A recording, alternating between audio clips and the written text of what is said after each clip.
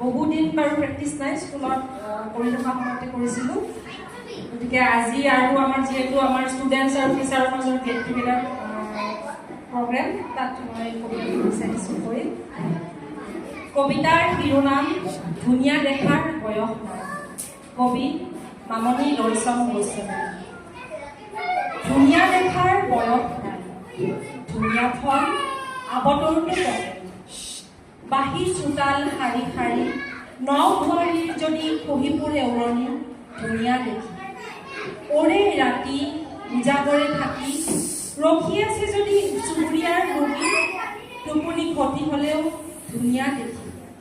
বহু দূৰ বাট তুলি পাই ভাগৰি পৰা নদীখনে যদি হঠাৎ ভাজ লয়হি, ধুনীয়া দেখি।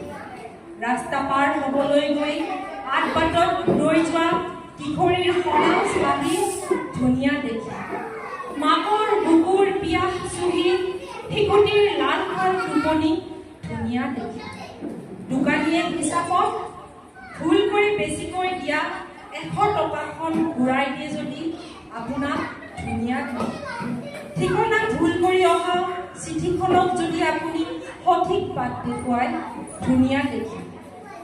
ধুনীয়া দেখাৰতো বয়স নাই, ধুনীয়াৰ অমৰাৱতীত কাৰোবাৰ মুদ্ৰা দোষো আপোনাৰ ভাল লাগি যাব পাৰে। ধুনীয়াৰ বাবে আকৌ প্ৰেমত পৰিব পাৰে। ধুনীয়া দেখাৰ বয়স নাই। ধন্যবাদ।